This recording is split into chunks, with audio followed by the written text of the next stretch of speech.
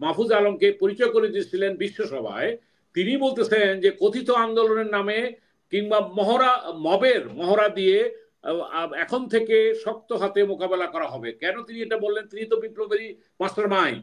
না, আমি বলতে চাই বিচার, আমি কিন্তু প্রতিটা টকশোতে বলি এদের প্রথম বিচার হতে হবে, তারপর তাদেরকে আপনি নির্বাচন করবে কি করবে না, কিংবা তাদেরকে যদি আপনি নিষিদ্ধ করেন দরকার হলে, আপনি এখন নিষিদ্ধ করবেন না, আপনি তাদের নিবন্ধন বাতিল করবেন না, আপনি এর মধ্যে নিরীহ কর্মী থাকতে পারে না।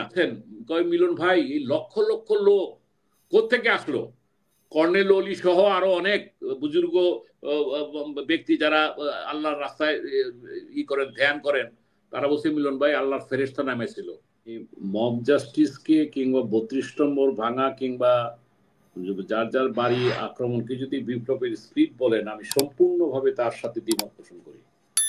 আজকে আপনাকে একটি কথা বলি, এটা যদি ৩২ নম্বর আওয়ামী লীগের ফ্যাসিবাদের তীর্থস্থান হিসাবে চিহ্নিত করে যদি শুধু ৩২ নম্বরই সীমাবদ্ধ থাকতো, তাহলে হয়তোবা গ্রহণ করলেও করা যেত, যদিও ৬ মাস পরে কেন এই প্রশ্নটা আসতো।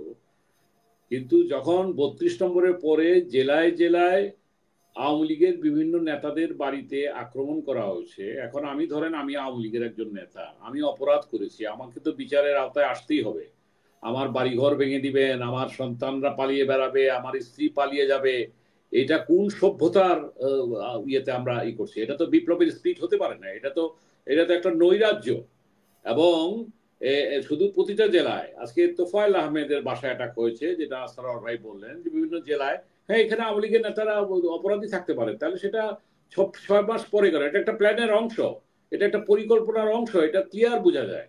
সুতরাং আপার কথা হলো কি, যে আমাকে যে ভদ্রলোক বলছিলেন, যেটা সারোয়ার বললেন, আমি কম বেশি কিছুটা কোরআনের আলোর প্রধান সমন্বয়ক হিসেবে কোরআনকে নিয়ে আমি গবেষণা করার চেষ্টা করি, এবং আল্লাহ পাক যেটা বলছেন, দাঁতের বদলে দাঁত, চোখের বদলে চোখ, হাতের বদলে হাত, এই কথাটা বলছেন যে জিহাদের প্রশ্নে, যুদ্ধের প্রশ্নে, অধিক যুদ্ধের প্রশ্নে এক একটা প্রেক্ষাপটে নাজির হয়েছিল। কিন্তু আল্লাহ তো গাফুর, আল্লাহ তো গাফির, আল্লাহ তো গাফফার, তিনি ক্ষমাশীল। তিনি বলেছেন, ক্ষমা প্রার্থনাকে তিনি স্পষ্টভাবে বলেছেন যে দুটি জিনিসের কথা, যেটা আমি বলে গেছি, যে অনুতাপ এবং অনুশোচনার পর যদি আন্তরিকতার সাথে আজকে আওয়ামী লীগ যে কথাটা যদি বলতো যে আমরা ভুল করেছি, আমাদেরকে ক্ষমা করে দেন, আমরা ভবিষ্যতে করব না, এটা শুধু হাসিনা না, আওয়ামী লীগের কোন নেতার পক্ষ থেকে কথাটা আসে নাই।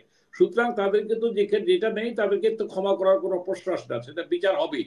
তো এখন প্রশ্ন হলো যে আমরা তাদের বিচার করব, কিন্তু আপনি যেখানে সেখানে আজকে এই নৈরাজ্য যেটা যেটা আজকে হয়েছে, এটা আমি মনে করি না এটা বিপ্লবের স্পিরিট, এটা কোনো একটা চক্রান্তের অংশ। তাহলে যে কথাটা আবার রিপিট করতে হয়, যে ডক্টর ইউনূস যাকে মাস্টার মাইন্ড হিসাবে মাহফুজ আলমকে পরিচয় করে দিয়েছিলেন বিশ্বসভায়, তিনি বলতেছেন যে কথিত আন্দোলনের নামে কিংবা মহড়া দিয়ে এখন থেকে শক্ত হাতে মোকাবেলা করা হবে। কেন তিনি এটা বললেন? তিনি তো বিপ্লবেরই মাস্টার মাইন্ড। তার স্টেটমেন্ট আমি কোট করতেছি বারবার, যারা বলতে চান যে এটা একটা কি বিপ্লবের স্পিরিট এটা ছিল, তিনি তো বলতেছেন রাষ্ট্রকে অকার্য করার এবং ব্যর্থ করার প্রয়াস, এটা হতে দেওয়া হবে না। তাহলে এই মাস্টার মাইন্ড কেন এই কথা বলতেছেন? তারপরে পরিশেষে তিনি বলছেন যে জুলুম করা থেকে বিরত থাকুন, না হলে আপনাদের উপর জুলুম অবধারিত। তাহলে কেন এই কথা? ওনারা প্রথমে উৎসাহ দিয়েছেন, পরে এখন লাগাম টেনে ধরতে পারছেন না, তাই আমি আপনাকে বলছি, যারা বলতেছেন এটা বিপ্লবের স্পিরিট, আমি তাদের সাথে সম্পূর্ণ আমি দ্বিমত পোষণ করি। আরেকটা কথা বলতে চাই, আজকে বিএনপি বলেন, ভবিষ্যতে সারোয়ার সাহেব বলেন, কিংবা আমি বলেন, আপনি বলেন, তারা ক্ষমতা থাকবে, ক্ষমতা থেকে চলে যাওয়ার পর এটা কালচারে পরিণত হবে, আমার বাড়িঘর ভেঙে দেওয়া হবে। এটা তো হইতে পারে একটা আইনি শাসনের দেশে, যেই সুশাসনের জন্য, যে ন্যায় বিচারের জন্য, যে মুক্তিযুদ্ধ আমরা করেছিলাম, যে ২৪-এর গণ অভ্যুত্থান হয়েছে, আপনি সেখানে ন্যায় বিচার থাকবে না, আপনি যা ইচ্ছা তাই করবেন, মব কি করে আপনি বলবেন বিপ্লবের spirit? No, it's not acceptable to the society. এটা হলো ক্লিয়ার কাট কথা। তাই আমি অত্যন্ত বিনয়ের সাথে বলতে চাই যে আজকে দেখেন, এই বিএনপি সহ যে রাজনৈতিক দলগুলো ধ্বংসযজ্ঞে কিন্তু তারা অংশ নেয়নি, এটা কিন্তু খেয়াল করেন। ইভেন কি এই যে ইয়েতে ৩২ নম্বরে আমি কোনো ছাত্র সমন্বয়কে দেখি নাই, যদিও তারা বলেছে মার্চ টু 32 ৩২ নম্বর বুলডোজার অপারেশন না কি এটা বলেছিল, কিন্তু তাদেরকে ওইখানে দেখা গেছে অচেনা কিছু ছাত্র, সেটা বিপ্লবী হতে পারে, উদ্যোগী হতে পারে, তাদেরই হতে পারে, কিন্তু চেনা মুখ সেখানে দেখা যায় না। সুতরাং এখানে একটা জায়গায় তো যে কোনো বিপ্লবের প্রথম সারির, মধ্য সারির, দ্বিতীয় তৃতীয় সারির নেতারাও থাকেন। আমাকে আপনার কাছে প্রশ্ন, সারোয়ার ভাইয়ের কাছে প্রশ্ন, কোন নেতাটা ছিলেন 32-এ যে অভ্যুত্থানকে সেখানে কোন নিশ্চয়ই এই ছাত্র নেতৃত্ব বলেন কিংবা জামাতে ইসলাম বলেন কিংবা বিএনপি বলেন, কোন নেতার নেতৃত্বে এটা হয়েছে? আপনি একটা সাধারণ লোক উস্কে দিয়ে একটা ঘটনা ঘটবে, সেনাবাহিনী দাঁড়িয়ে থাকবে।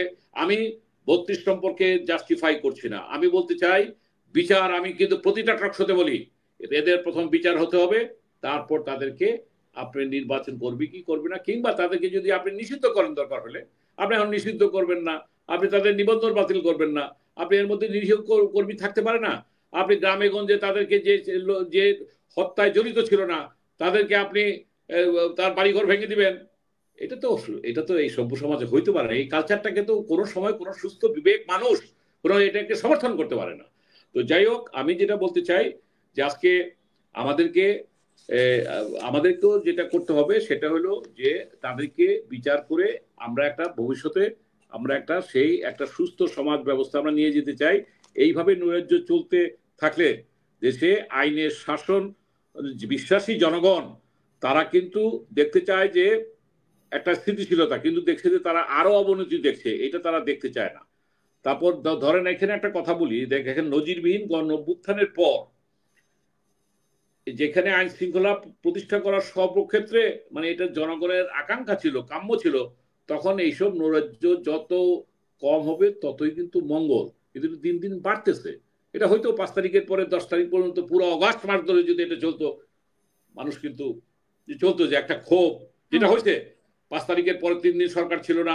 আমি তো মনে করি যে 3 দিন সরকার ছিল না ওই দিন তো এই এখনকার সময়টা অনেক ভালো ছিল। ওই 3 দিন সরকারের সময় কোনো এলাকা পাহারা দিতে হয় না, কোনো ডাকাতি হয় নাই, কোনো নৈরাজ্য হয় নাই। তখন তো অনেকটা এটা সরকার বিহীন অবস্থা যখন ছিল তখন এর চেয়ে বর্তমান যে পরিস্থিতি, আপনার জিনিসপত্রের দামও এত বাড়ে নাই, আপনার আইন শৃঙ্খলা পরিস্থিতি এত অবনতি হয় নাই। তো যাই হোক, এখন আমাদের যে কথা আমি লাস্টে আমি কনক্লুডটা এইভাবে করতে চাই। আপনার কাছে আমার আরেকটা মানে লাস্টের কথা বলার আগে আরেকটা প্রশ্ন, যে বেনজিরকে পালিয়ে যেতে সহযোগিতা করেছে, এখন আবার বেনজির যখন একটা বক্তব্য দিল পুলিশ সম্পর্কে, এখন বলছে যে বেনজিরকে গ্রেফতারের জন্য ইন্টারপোলের রেড অ্যালার্ট জারির নির্দেশনা। তো না, এই যে কথা যেটা সারোয়ার ভাই অত্যন্ত সুন্দরভাবে আগে বিভিন্ন সময় বলে গেছেন, আমি তার এটাকে সমর্থন করি। দেখেন, এদের তো 60-70% লোক এখনো তো আমার প্রশাসনে আছে, এবং এই যে 600 লোককে সেনাবাহিনী দিয়েছে, আমি সারোয়ার ভাইয়ের সাথে একমত যে সেনাবাহিনী সম্পর্কে একটু বলে দিই, তারপরে এই কথায় আসি। জেনারেল ওয়াকার একটা কৌশলের কাজ করেছিলেন 5ই আগস্ট, আমি মনে করি উনি ঠিকই করেছিলেন।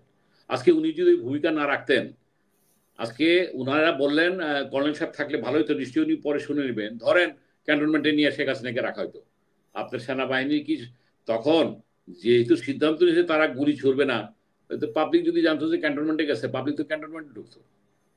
এটা আমার বিশ্লেষণ। এটা আপনি তো এই মবকে থামাইতে পারতেন না। 5 তারিখে যে আপনি বিশ্বাস করবেন, এখানে সারোয়ার ভাই আছেন, আপনি একজন বিজ্ঞ সঞ্চালক, আপনার এখানে আমার মনে আছে 3 তারিখে আমি বলেছিলাম, আপনার রেকর্ডে আছে, আমি বলেছিলাম 72 ঘন্টার মধ্যে এটি রক্তপাত হতে যাচ্ছে, 72 ঘন্টা পার হয় নাই, 5 তারিখে কিন্তু ঘটনা ঘটে গেছে, আপনার রেকর্ডে আছে। 3 তারিখে আপনি আমাকে এনেছিলেন আপনার এখানে, এবং সেখানে আমার কথা হলো কি, পরের দিন যারা আমরা রাজনীতি করি আমরা জানি একটা পরিবর্তন হতে যাচ্ছে, কিন্তু বিশেষ করে অন্তত আমি বুকে হাত দিয়ে বলতে পারি, আমি ভাবি নাই এইভাবে তাকে পালিয়ে যেতে হবে। তাহলে কেন পালিয়ে গেছেন? এক আমার বন্ধু উত্তরা থেকে বলতেছেন, কয় মিলন ভাই এই লক্ষ লক্ষ লোক কোত্থেকে আসলো? কর্নেল অলি সহ আরো অনেক বুজুর্গ ব্যক্তি যারা আল্লাহর রাস্তায় করেন, ধ্যান করেন, তারা বলছে মিলন ভাই আল্লাহর ফেরেশতা নামেছিল এই ফ্যাসিবাদের বিরুদ্ধে, মানুষের রূপে আল্লাহর পক্ষ থেকে এটা গজব নাযিল হয়েছে। এই যে যেটা হয়েছে আমরা জানতাম এই সরকার ক্ষমতা থাকতে পারবে না, হয়তো অন্যর কাছে ক্ষমতা দিয়ে সে অফ থাকবে কিংবা যাবে, কিন্তু এইভাবে তাকে 45 মিনিটের মধ্যে তাকে চলে যেতে হবে, এটা কেউ যদি বলে যে আমি জানতাম, আমি বলবো সে মিথ্যা কথা বলতেছে। এটা সেনা প্রধানও এটা সকালবেলা যখন অনুধাবন করলেন, ইভেন কি এটা জানতো না, জানতো there is going to be change, সেটা বুঝতেছিল যে এটাকে শেখ হাসিনাকে রক্ষা করা যাচ্ছে না। কিন্তু যখন দেখলো সকালবেলা সেনা প্রধানরা রাত্রিবেলা থেকে কথা হচ্ছিল যে কিছু হলে তাকে হয়তো সেভই করবে, কিন্তু তাকে এই ৪৫ মিনিটে কেন পাঠাইতে হলো?